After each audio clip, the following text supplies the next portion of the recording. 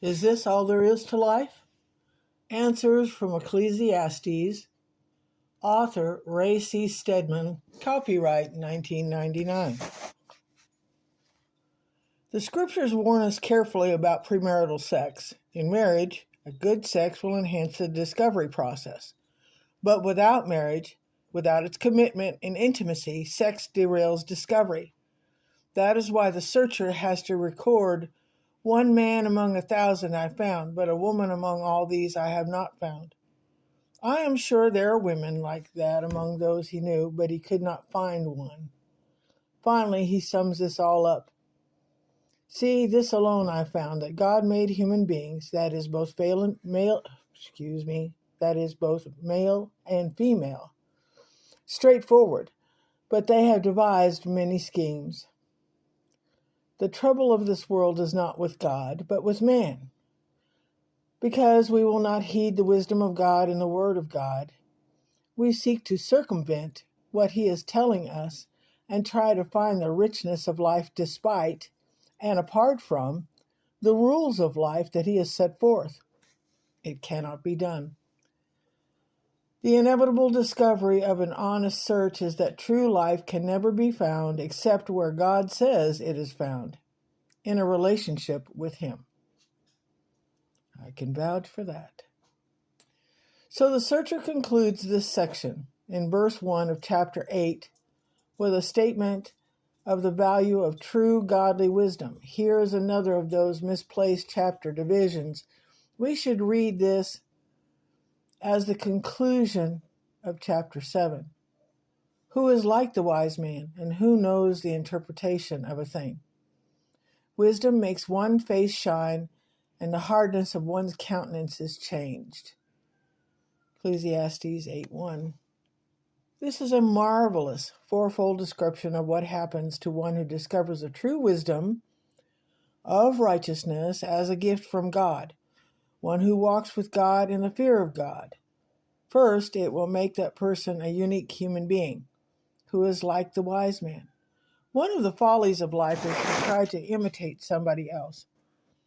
The media constantly bombards us with subtle invitations to look like, dress like, or talk like some popular idol.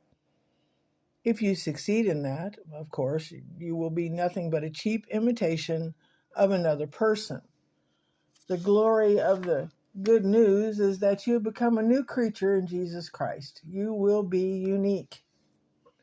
There will be no one else like you. You will become more and more like Christ, but unlike anyone else in personality.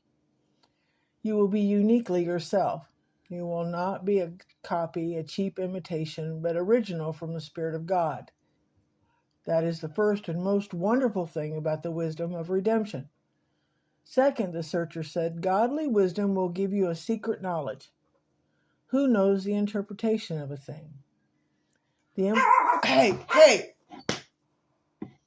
implication of this is that the wise man knows. This is what Paul declares in 1 Corinthians. The spiritual man makes judgments about all things. The spiritual man is in a position to pass moral judgment on the value of everything. And not because he is so smart, but because the God who teaches him is wise. Third, such a man will have visible joy. Wisdom makes one's face shine. Grace, not grease, is what makes the face shine. Grease is what you put on into cosmetics to make the face shine or to take away the shine, as the case may be. But it is grace that does it from within. Grace makes the face shine because it is joy visibly expressed on the human face. Finally, it changes the very inner disposition of a person. The hardness of one's countenance is changed. Have you ever watched somebody under the impact of the Spirit of God soften, mellow, and grow easier to live with? This is the work of the Spirit of God. I could illustrate that with 1,000 lives, but I choose to do so with a famous Christian of some generations ago. All of us, whether we know it or not, have sung the hymns of John Newton. One of our favorite hymns was written by him, Amazing Grace. How sweet the sound that saved a wretch like me. This is John Newton's story. He was raised by a godly mother who prayed for him all his life. As soon as he came of age, he joins a slave trade, running slaves from Africa to England. He fell into wild, unbridled living and participated in drunken brawls. At last, he ended up, as he himself confesses, a slave of slaves. He actually served some escaped slaves on the African coast, wretched, miserable, and hardly alive. And then he found voyage on a ship back to England. In the midst of a terrible storm in the Atlantic, fearing for his life, he was converted. He remembered his mother's prayers and came to Christ. One of his hymns is his own testimony. In evil long I took delight, unawed by shame or fear, until a new object met my sight and stopped my wild career. I saw one hanging on a tree in agony and blood, who fixed his languid eyes on me. Near his cross I stood. Sure, never till my last breath shall I forget that look. It seemed to change me with his death, though not a word he spoke. A second look he gave, which said, I freely all forgive. My blood was for thy ransom. I died that thou mayst live. And live he did. He became one of the great Christians of England. The author of many hymns in which he sought to set forth the joy, the radiance, the gladness of his life as he found it in Jesus Christ.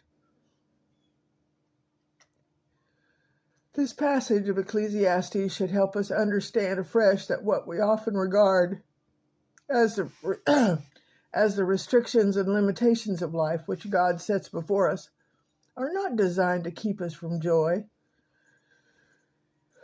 Joy is God's purpose for us. These apparent restrictions are designed to guard it so that we find it in the right way and at the right time. Then life will start to unfold in fullness and gladness before us. Here the searcher has clearly declared what he emphasizes throughout the whole book of Ecclesiastes, that it is the man or woman who finds the living God who discovers the answer to the riddles of life.